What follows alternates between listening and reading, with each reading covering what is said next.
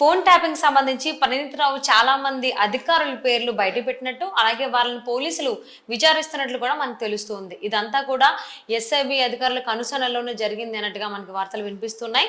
మరి ఈ అంశానికి సంబంధించి మనతో మాట్లాడడానికి, వారి విశ్లేషణని మనతో పంచుకోవడానికి ఈ రోజు మనతో పాటు ఉన్నారు senior political analyst Mannem Koteswararao ఉన్నారు. వారితో మాట్లాడదాం. నమస్తే అండి. నమస్తే. ఫోన్ ట్యాపింగ్ విషయంలో ప్రణీత్రావు చాలా మంది అధికారుల పేర్లు బయట పెట్టినట్టు, వాళ్ళని పోలీసు అధికారులు ఈవెన్ విచారిస్తున్నట్లుగా కూడా వార్తలు వినిపిస్తూ ఉన్నాయి. సో అసలు ఎవరినో చేయాల్సింది ఇంకెవరియో, అంటే పర్సనల్ విషయాలు కూడా, అంటే పార్టీలకు అతీతంగా పర్టికులర్గా ఒక పార్టీకే ఫిక్స్డ్ అవి కాకుండా తెలంగాణలో ఉన్నటువంటి అన్ని పార్టీలు ఎవరెవరైతే ముఖ్య నేతలు ఉన్నారో ఆ నేతల ఫోన్ ట్యాపింగ్లు వాళ్ళ పర్సనల్, అంటే వాళ్ళ వైఫ్స్ ఇవి కూడా ఫోన్ ట్యాపింగ్ చేసినట్టుగా తెలుస్తూ ఉంది. సో దీన్ని అసలు ఎందుకు ఇలా చేసినట్టు అనుకోవాలంటారు? ఫోన్ ట్యాపింగ్ వ్యవహారం అనేది ఇవాళ కొత్తగా వచ్చింది కాదు, ప్రణీత్రావు తోటి మొదలైంది కాదు. అధికారంలో ఎవరున్నప్పటికీ ఫోన్ ట్యాపింగ్ చేయడం అనేటువంటిది ఒక సర్వసాధారణమైనటువంటి అంశం. అయితే అది బయటికి వచ్చినప్పుడు, రాజకీయ ప్రత్యర్థులు దానిలో ఉన్నప్పుడు అది వివాదాస్పదం అవుతున్నది తప్ప, ప్రత్యేకంగా దాదాపు హైదరాబాద్ లేదా అనేక ముఖ్యమైనటువంటి టెలిఫోన్ కేంద్రాల్లో, ఎక్స్చేంజ్ల్లో దీనికి సంబంధించినటువంటి ప్రత్యేకమైనటువంటి విభాగమే ఉంటుంది. వాళ్ళ పని ఏమిటి, ఒక ప్రత్యేకమైనటువంటి విభాగమే ఉంటుంది టెలిఫోన్ ఎక్స్చేంజ్ల్లో కూడా. కేంద్ర ప్రభుత్వం అయినప్పటికీ రాష్ట్ర ప్రభుత్వం అధికారులతోటి అనుసంధానం చేసుకున్నటువంటి ఒక విభాగం ఉంటుంది. వాళ్ళ పని ఏమిటంటే అవాంఛనీయ శక్తుల యొక్క కదలికల్ని, వాళ్ళ వ్యవహారాలని కనిపెట్టడానికి కేంద్ర ప్రభుత్వమే కొన్ని ఫోన్ నెంబర్లు ఇస్తుంది. అదేవిధంగా రాష్ట్ర ప్రభుత్వం కూడా, ఇదిగో మా రాష్ట్రంలో ఉన్నటువంటి అవాంఛనీయ శక్తులు వీళ్ళు, మాకు వీళ్ళ మీద అనుమానం ఉంది, అందుకని వీళ్ళ మీద నిఘా వేయాలి అంటే కేంద్ర ప్రభుత్వమే అనుమతిస్తుంది.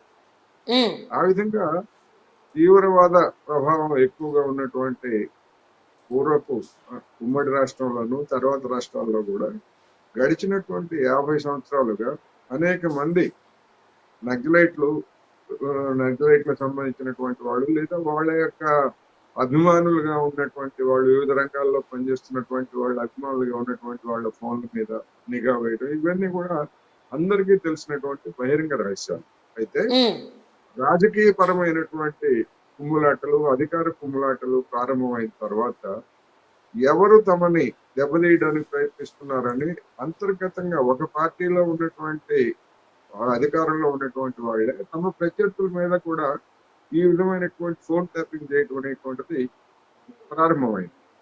అది కాస్త ఇప్పుడు ప్రత్యర్థి పార్టీలు, అంటే డి అనేటువంటి పార్టీలు ఏవైతే ఉంటాయో ఆ పార్టీలలో ఉన్నటువంటి వాళ్ళని డిమోరలైజ్ చేయడానికి, లేదా వాళ్ళ యొక్క కార్యకలాపాలను గమనించి, ఇదిగో మా దగ్గర ఈ కీలక సమాచారం ఉంది, మీరు మా పార్టీలోకి వస్తారా, మాకు లొంగిపోతారా, లేకపోతే మీ మీద యాక్షన్లు తీసుకోమంటారా అని చెప్పేసి బ్లాక్మెయిల్ చేయడానికి కూడా ఇలాంటి సమాచారం తోడ్పడతాం. అందువల్ల ప్రణీత్రావు లాంటి కొంతమంది ఉన్నత అధికారులు బాసుల యొక్క ఆదేశాలతో పనిచేస్తారు. అధికారంలో ఉన్నటువంటి మంత్రులు లేదా ముఖ్యమంత్రుల ఆదేశాలతోటి మరికొన్ని కూడా చేస్తూ ఉంటారు. ఇప్పుడు జరుగుతున్నటువంటి ప్రణీత్రావు వ్యవహారంలో ఇప్పటి వరకు ఇంకా మనకు పూర్తిగా సమాచారం బయటకు రాలేదు. కానీ ప్రత్యర్థుల మీద, రాజకీయ ప్రత్యర్థుల మీద అధికార పక్షం, అంటే ప్రభుత్వము, అధికార పక్షం పనిగట్టుకొని కొంతమంది మీద నిఘా పెట్టినట్టుగా మనకు మాత్రం ప్రాథమికంగా ఇప్పటి వరకు వెల్లడైనటువంటి సమాచారం వెల్లడిస్తూ ఉంటుంది. ఇది ఆందోళనకరమైనటువంటి అంశంగానే మనం పరిగణించాలి. అంటే ఇక్కడ ఇదంతా, అంటే ప్రణీత్రావు ఫోన్ ట్యాపింగ్ అంశం అంతా కూడా ఎస్ఐబి అధికారుల కనుసన్నలోనే జరిగింది అని, దట్టు 3 షిఫ్ట్లుగా విభజించుకుని, సో షిఫ్ట్ల రూపంలో ఒక్కొక్కరు చేసేవాళ్ళు అన్నట్టుగా కూడా తెలుస్తూ ఉంది. సో ఇది ఎంతవరకు సాధ్యం అంటారు? అంటే ఓపెన్ గా చేస్తున్నారు కదా, సో అంటే ఇది రిస్క్ అని వాళ్ళకి తెలిసి కూడా ఇలా చేయడానికి ఏ కారణాలు అయి ఉండొచ్చు? రిస్క్ అంటే ఇప్పుడు అధికారంలో ఉన్నటువంటి పెద్దల యొక్క అండదండలు ఉంటే వాళ్ళు ఏం చేసినా గానీ వాళ్ళని ఎవరు ఏం చేయలేరు అనేటువంటి ఒక భరోసా ఉంటుంది. రెండోది, ఇవాళ అధికార యంత్రాంగంలో కొన్ని పార్టీలకి కొంతమంది లాయల్ వర్కర్లుగా మారిపోయినటువంటి వాళ్ళు పోలీసులు కావచ్చు, లేదా రెవెన్యూ కలెక్టర్లతో సహా, IAS, IPS ఉన్నతాధికారులతో సహా పార్టీ ఉమ్, కార్యకర్తలుగా మారిపోయినటువంటి మనం చూస్తున్నాం 2 తెలుగు రాష్ట్రాల్లో. అటువంటి వాళ్ళు ఒకవేళ ఉద్యోగం ఉంటే ఉంది, పోతే ఉంది. మనకి ఆర్థికంగా మనం నమ్ముకున్నటువంటి వాళ్ళు మనల్ని ఆదుకుంటారనేటువంటి తెగింపుతో కూడా ఇలాంటి పనులు చేస్తారు. ఓకే. ప్రణీతరావు వ్యవహారం అదే విధంగా ఉన్నట్టుగా కనిపిస్తా ఉంది. ఎందుకంటే కేవలం ఉద్యోగం మీదనే ఆధారపడేటువంటి వాళ్ళు ఇలాంటి తెగింపులకి పాల్పడరు. వాళ్ళ వెనకాల ఉన్నటువంటి సామాజిక నేపథ్యం కావచ్చు, లేదా ఆర్థిక నేపథ్యం కావచ్చు, లేదా అధికారంలో ఉన్నటువంటి వాళ్ళు అందించినటువంటి ఆర్థిక ప్రతిఫలం కావచ్చు, ఏవైనా ఉండొచ్చు. అందుకని ఈ ఉమ్. కోణంలో ఈ అన్ని అంశాలని కూడా మనం ఆ, ప్రభుత్వం ఇప్పుడు ఉన్నటువంటి ప్రభుత్వము ఏవైనా నిధులు ఏమన్నా అనుచక పరిశీలిస్తే ఇటువంటి వాళ్ళ వెనకాల ఉన్నటువంటి ఉద్దేశాలు కూడా మనకి స్పష్టం. అలాగే ప్రణీతరావు విచారణలో కొంతమంది అధికారుల పేర్లు బయట పెట్టినట్టు, అలాగే వారిని విచారించడమే కాకుండా కొంతమంది ఇన్స్పెక్టర్లకు అయితే నోటీసులు కూడా జారీ చేశారన్నట్టుగా వార్తలు వస్తున్నాయి. సో ఎవరెవరైతే అధికారుల ఇన్వాల్వ్మెంట్ ఉందో వాళ్ళ పేర్లు బయటకు పెట్టేటువంటి, అంటే నార్మల్గా మీడియాకి కానీ వాళ్ళకి కానీ బయటకు చెప్పేటువంటి తెలుసుకునేటువంటి అవకాశాలు ఉన్నాయని అనుకోవచ్చు అంటారా?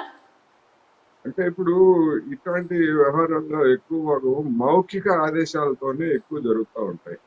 ఉమ్, ఎందుకు అంటే అఫీషియల్ గా ఆ, నిఘా వేయాలంటే దానికి రాతపూర్వకమైనటువంటి రికార్డులు లేదా ఫైల్స్ ఇవన్నీ కూడా ఉంటాయి.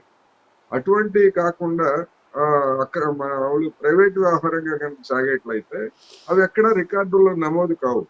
అందువల్ల ప్రణీత్ రావు తన మీదకి వచ్చినటువంటి ఈ విచారణ లేదా ఈ కేసుల రీత్యా కొంతమంది నాపై ఉన్నటువంటి అధికారులు ఫలానా అధికారి నన్ను ఇట్లా చెప్పాడు, ఫలానా ఉమ్, అధికారి ఈ ఫోన్ నంబర్లు ఇచ్చి నిఘా వేయమన్నారు అని చెప్పుండొచ్చు.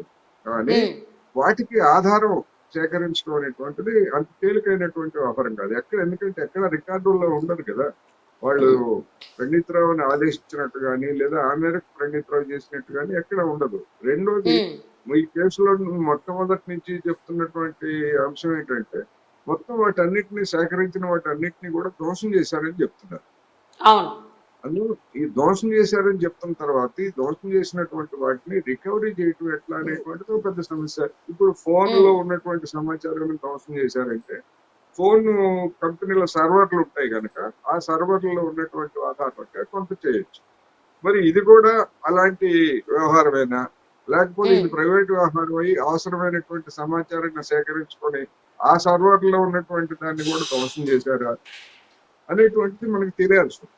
ఇది అవును. పండిత్ రావుని పూర్తిగా విచారణ జరిపిన తర్వాత అన్ని కోణాల్లో సమగ్రంగా పరిశీలించిన తర్వాత మాత్రమే మనకి ఒక పిక్చర్ అనేది వస్తుంది.